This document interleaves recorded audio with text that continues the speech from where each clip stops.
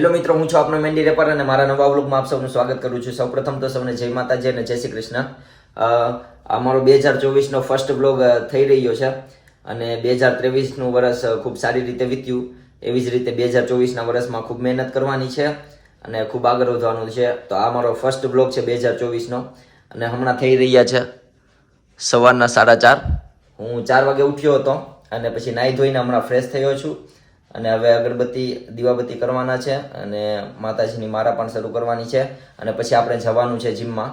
તો જોડાયેલા રહેજો મારી સાથે.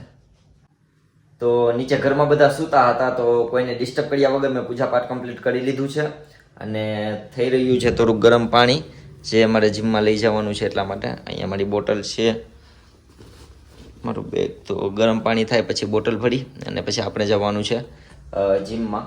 અને જીમમાં મારા અમુક નવા મિત્રો પણ આવવાના છે તો તેમની સાથે પણ હું તમને મુલાકાત કરાવીશ. સંતોષ હમણાં આવી જ રહ્યો હશે તો ત્યાં સુધી હું મારી બાઇકને રાઉસ પર નાખી દઉં.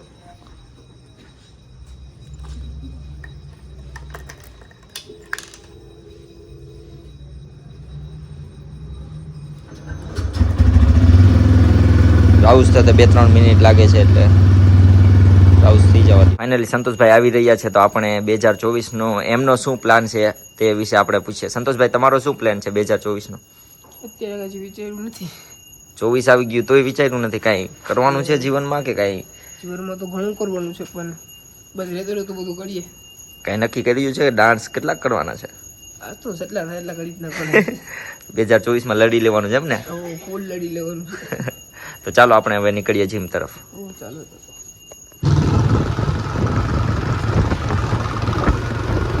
ફાઇનલી અમે પહોંચી ગયા છે જીમે. ખૂબ જ ઠંડી છે આજે અને ડિસેમ્બર મહિનો છે એટલે ઠંડી તો રહેવાની જ છે.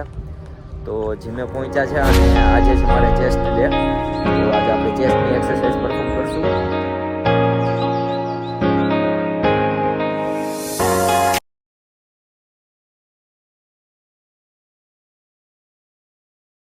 દર વર્ષે બધા રાહ જોતા હોય કે આજથી શરૂ કરીશ, કાલથી શરૂ કરીશ, અને ઘણીવાર એમ હોય કે સોમવારનો આવતો હોય પછી એમ કહેતા હોય કે આજે રવિવાર છે હવે કાલથી શરૂ કરીશ અને પછી હું 1લી તારીખથી શરૂ કરીશ. તો આજે 1લી તારીખ છે અને સોમવાર પણ છે છતાંય ઘણાએ કાંઈ શરૂ નહીં કર્યું હોય અને અમે તો ભાઈ જો લાગી પડ્યા છે. તમે જોઈ શકો છો મારી પાછળ પણ કેટલા લોકો જીમ કરી રહ્યા છે. જે કાંઈ કરવું છે એ આજે જ કરો, કાલ ઉપર ના નાખો, કેમ કે કાલ કરશો તો ક્યારે કાલ આવશે જ નહીં. એટલે આજથી શરૂઆત કરો અને તમારા જીવનને એક સારા લક્ષ્ય સુધી લઈ જાઓ એવી આપ સૌને પ્રાર્થના. શું કેવું છે જીમના ભાઈઓ? નવા વર્ષનું છે કાંઈ કહેવાનું છે? આમ તો આપણું નવું વર્ષ ન કહેવાય પણ ખ્રિસ્તી ન્યૂ યર આપણું તો ભાઈ ન્યૂ યર.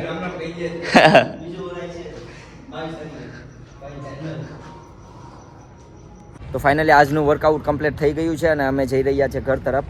અને હું લગભગ વર્ષ દિવસથી જીમ કરું છું અને એક વાત તો પાક્કું જ છે ભાઈ કે મહેનત વગર કાંઈ નથી. એટલે મહેનત તો કરવી જ પડશે. બેઠું બેઠું તો કાંઈ થશે નહીં. એટલે મહેનત ચાલુ રાખો અને ભગવાન એક દિવસ નજર કરશે અને બધું સારું થઈ જશે. બસ તમે ખાલી મહેનત કરો. ભગવદ્ ગીતામાં કીધેલું છે કે કર્મ કરો, ફળની આશા ન રાખો. યોગ્ય સમય આવશે એટલે ભગવાન તમને આપી જ દેશે. એટલે મહેનત કરો, એના સિવાય કાંઈ ઓપ્શન નથી. સંતોષ, કાંઈ કેવું છે?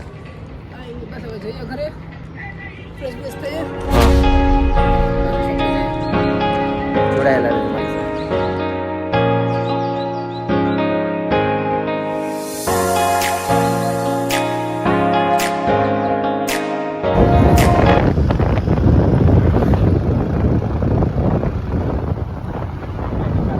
તો આજે નાસ્તામાં છે ચણા, કેળા છે, દૂધ અને રોટલી. નાસ્તો કરી લઈએ અને પછી આપણે જવાનું છે શોપે. તો ચાલો હવે આપણે નીકળીએ શોપ તરફ. અને હમણાં મિલનભાઈનો ફોન આવ્યો હતો. તે ભાઈ બોટમાંથી આવ્યા છે અને હમણાં પાછા ફિશિંગ માટે જવાના છે. તો તે ભાઈ મહેશની દુકાને છે તો તેમને પણ આપણે મળતા જઈએ. તો આજે મિલનભાઈ ફિશિંગમાંથી આવી ગયા છે અને ફરીથી ફિશિંગ માટે જવાના છે. તો થોડો સમય તેમને ફ્રેશ થવા માટે મળ્યો હતો તો તે હમણાં મને મળી ગયા. કેમ છો ભાઈ? મજામાં. જય શ્રી રામ. અને માય બેસ્ટ ફ્રેન્ડ સુમિત. શું છે મિલનભાઈ, શું કહેવાનું છે? કઈ નહીં યાર, શું કે શાંતિ છે ને? શાંતિ. સવારમાં મંદિરે જઈને આવ્યા છે. મહાદેવ અંકુશભાઈ દૂધનો બમ લઈને હવારો મોડા ઉઠે 10 વાગે અને છું સંતોષભાઈની રાહે તે આવે એટલે અમે નીકળીએ શોપ તરફ. ફાઇનલી સંતોષભાઈ ખૂબ લેટ કરી અને આવ્યા છે હવે, તો ચાલો આપણે જઈએ શોપ તરફ. સંતોષભાઈ ચાલો. તો શોપે પહોંચી ગયા છે અને અહીંયા તમે જોઈ શકો છો મારા કેયુરભાઈ સાફ સફાઈ કરી રહ્યા છે સવારમાં. જય શ્રી કૃષ્ણ. ચાલો હવે આપણે પણ થોડી સાફ સફાઈ કરીએ અને અગરબત્તી અને કરીએ. આજથી થોડા સમય પહેલાં હું મારા એક મિત્ર પાસેથી ગાયત્રી મંત્ર લેખન માટેની એક બુક લાવ્યો હતો, તમે જોઈ શકો છો. અને તે બુક પૂરી થવામાં માત્ર હવે 1 થી 2 પેજ જ બાકી છે. તો આજે હું તમને ગાયત્રી મંત્રનો અર્થ એટલે કે મિનિંગ કહીશ કે ઓમ ભૂર્ભુવસ્વઃ તત્સવિતુર વરેણ્યમ ભર્ગો દેવસ્ય ધીમહિ ધિયો યો ન પ્રચોદયાત. એટલે કે હે પ્રાણ સ્વરૂપ, હે દુઃખનાશક, હે સુખ સ્વરૂપ, હે તેજસ્વી શ્રેષ્ઠ પ્રભુ પરમાત્માને અમે અંતરાત્મામાં ધારણ કરીએ છીએ અને પ્રભુ અમારા જીવનને સન્માર્ગ તરફ પ્રેરિત કરે. તો ગાયત્રી મંત્રનો આ રીતના અર્થ થાય છે. અને જો તમે ગાયત્રી મંત્રને તમારા જીવનમાં ઉપયોગ કરશો તો તમને ખૂબ સારું પરિણામ મળશે અને તમને ખૂબ સારા વિચારો આવશે. તો હું ચાહું છું કે આપ સૌ પણ ગાયત્રી મંત્રને તમારા જીવનમાં સ્થાન આપો અને તમારા જીવનને એક અલગ ઊંચાઈ તરફ લઈ જાઓ એવી હું પ્રભુ પાસે પ્રાર્થના કરું છું. હવે અમને ભૂખ લાગી છે એટલે કે સંતોષભાઈને ભૂખ લાગી છે એટલે અમે શોપ બંધ કરી અને જઈ રહ્યા છે ઘર તરફ અને પછી જમી અને બપોરે પાછા ફરીથી શોપે આવશું. સંતોષભાઈ ભૂખ કેટલી લાગી છે? બહુ ભૂખ લાગી છે. સવારનો નાસ્તો બરાબર નથી કર્યો ને એટલે મને સંતોષભાઈ એક નંબરના ભૂખડ માણસ. ભૂખડ તો મારાથી મોટો એટલું ખાઈ ને તો પણ એનું પેટ જ નથી ભરાતું. એ તો બધાને ખબર જ છે કે કોણ ભૂખડ છે, કોણ કેટલું ખાય છે. તમને મારા વિડીયોમાં બધું જમવાનું દેખાતું હશે ને કે આ કેટલું ખાતા હશે આખો દિવસ. એ બધું જમવાનું હોય ને બધું મંથનભાઈ જ લાવે. મંથનભાઈનો જ પ્લાન એટલે જમવા જાય. ભાઈ ખરાબ રસ્તે તો નથી કાંઈ દારૂ સિગરેટ એવું તો કાંઈ પીતા નથી, તો સારું ખાઈએ તો એમાં શું વાંધો છે? બસ તો એ રીતના સારું ખાઓ તમે, ખરાબ આદતો છોડો અને સારા રસ્તે જાઓ, બીજું તમારે કાંઈ કેવું નથી.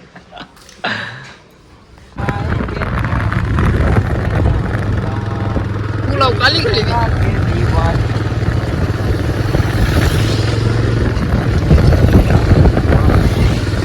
બપોરે જમી અને ફરીથી અમે આવી ગયા છે શોપે અને અહીંયા અમારા રામાદાદા છે. તો રામાદાદા કંઈક કયો, તમારી ઉંમર કેટલી થઈ? અમારી આમ 80 ને 5 ને પોરબંદર ને જકુ 83 85. તો ને 6 પંચ્યાસી વર્ષ થયા છે રામાદાદાના. એટલે અહીંયા 85 બોલે. અને પોરબંદર પોરબંદર 60 ને 6. પોરબંદરમાં 60 ને 6 એટલે 66 અને અહીંયા હા. 85. રામાદાદાની એટલી ઉંમર થઈ તો પણ ખૂબ જ ફિટ છે હો. એ ગમે ત્યાં હાલીને વહી જાય, ગમે એટલું હાલી જાય. બહુ સ્ટ્રોંગ માણસ છે અને અમને પણ ખૂબ મજા આવે રામાદાદા સાથે. અહીંયા ચા અને બા ને પીએ એટલે કેમ રામાદાદા. તો અહીંયા આ બધા મારા મિત્રો પતંગ માટે લડી રહ્યા છે, પતંગ માટે લડી રહ્યા છે. પાડી નાખશો રીલ ભાઈ કે નહીં? હા ભાઈ. તે ભાઈ કે વાર છે હજી? કઈ છે હે ઓલી ચેનલ? ચેલેન્જ? તું કઈ પાવાનો ખીયરમાં? હા हमने કોકની પતંગ જડી છે. यहाँ पे મૂકી દેना. અમારો ભૈયા ભૈયા રહે. છોટું ડોન આ રહે, છોટું ડોન. આ ખતરનાક ખોપડી છે. Instagram માં મૂકી દીજો તું આ video. નહીં એને તેરી પતંગ એ લેને વાળા હે. આ બધી ખતરનાક છે. ઓલા જોડા આડા હે ઓલા શરમાઈજી તો જિંદાબાદ. उसके पास आइटम સંતોષભાઈ ભગવદ્ ગીતા વાંચી રહ્યા છે. તો ભાઈ કેટલા અધ્યાય વાંચી રહ્યા છો? અધ્યાય બીજો અને 47મો શ્લોક. શું કહેવા માંગે છે? કહેવા માંગે છે કે કર્મણ્ય વાધિકારસ્તે મા ફલેષુ કદાચન મા કર્મ હેતુર્ભૂમો તે સંસોત્વ કર્મણિ. એમ કહેવા માંગે છે કે તારો કર્મ પર જ અધિકાર છે, ફળ ઉપર નહીં. માત્ર તું નિસ્વાર્થ ભાવે કર્મ કર, ફળની આશા મત રાખ. ઓહો, એટલે એમ કહેવા માંગે છે કે ફળની આશા કર્યા વગર તમારું કર્મ સતત કર્યા કરો. જ્યારે સમય આવશે ત્યારે ભગવાન તમારા કર્મનું ફળ આપશે, પણ એની તમારે આશા કરવાની નથી. એવું 47મો શ્લોક કહે છે બીજા અધ્યાયનો. તો હમણાં હવે જઈ રહ્યા છીએ અમે અગાસીમાં રીલ્સ બનાવવા માટે, કારણ કે સાંજ ઢળે ને એટલે સુરજ દાદા આથમવાની તૈયારી હોય ત્યારે રિઝલ્ટ ખૂબ સુંદર આવે છે અને પાછલું બેકગ્રાઉન્ડ ખૂબ સારું આવે છે. અહીંયા અમારા એક મિત્ર અગાસીમાં પતંગનો દોરો લૂંટી રહ્યા છે અને તે મસ્ત ખૂબ સુંદર છે. હમણાં તો અમે અગાસીમાં રીલ્સ બનાવવા માટે આવ્યા છીએ અને તમે મારી પાછળ જોઈ શકો છો બેકગ્રાઉન્ડ. સુરત દાદા ઢરી રહ્યા છે એટલે કે આથમી રહ્યા છે અને પાછળનું બેકગ્રાઉન્ડ ખૂબ સુંદર આવી રહ્યું છે અને વિડીયો પણ ખૂબ સુંદર લાગશે. તમે જોતા જશો કે મારી રીલ્સ હું બનાવું છું તે હું આ ટેરેસ પર બનાવું છું અને સેમ લોકેશન છે તમે જોઈ શકો છો. અહીંયા ઊભી અને હું બધી રીલ્સ બનાવું છું અને બધા પતંગ ચગાવી રહ્યા છે. હવે ઉત્તરાયણ નજીક જ છે એટલે બધા પતંગ ચગાવી રહ્યા છે. રીલ્સનું કામકાજ પતી ગયું છે અને હવે અમે જઈ રહ્યા છીએ નીચે. શોપ તો અમે આમને ખુલ્લી મૂકી દીધી છે. Sorry shop.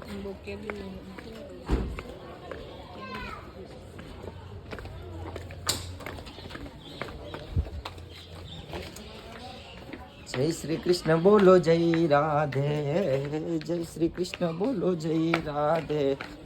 તો 8 વાગી ગયા છે અને દુકાન બંધ કરવાનો ટાઈમ થઈ ગયો છે અને હવે અમે જઈ રહ્યા છે રામ મંદિરે. કારણ કે એવું વિચાર્યું છે કે હવે ડેઈલી 1 કલાક રામધૂન કરવાની છે. 8 થી 9 તો અમે જઈ રહ્યા છે રામ મંદિરે. ક્યારેક કામ હશે કોઈક દિવસે તો ન પહોંચાય તો ચાલશે, પણ જ્યાં સુધી અમે ફ્રી હશું ત્યાં સુધી અમે રાતે 1 કલાક માટે રામધૂન કરવા માટે જઈશું. અને ત્યાં રામધૂન કરવાની છે ને આ નવા વર્ષથી અમે શરૂઆત કરશું કે રામધૂન કરીએ અને થોડોક ટાઈમ ભગવાન માટે પણ કાઢી શકીએ. અને અહીંયા અમારા મિત્ર આવ્યા હતા ધ્રુવભાઈ અને અહીંયા ધાર્મિકભાઈ. આ ધાર્મિકભાઈ ખૂબ ફ્રી ફાયરમાં આગળ નીકળી ગયા છે અને ખૂબ ફ્રી ફાયર રમે છે. તો સંતોષભાઈ જશું ને આપણે રામ મંદિરે?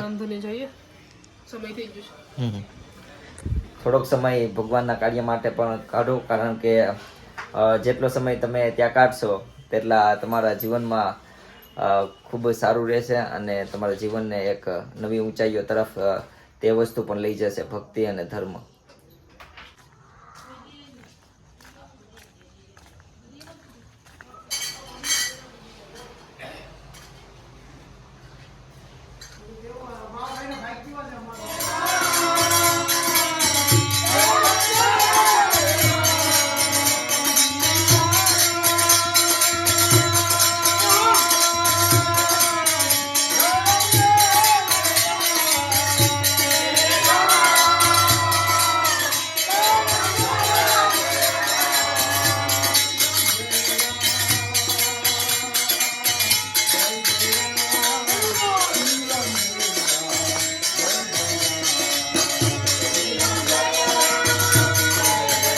ફાઇનલી હવે રામધૂન પણ કમ્પ્લીટ થઈ ગઈ છે અને અમે આવી ગયા છીએ ઘરે.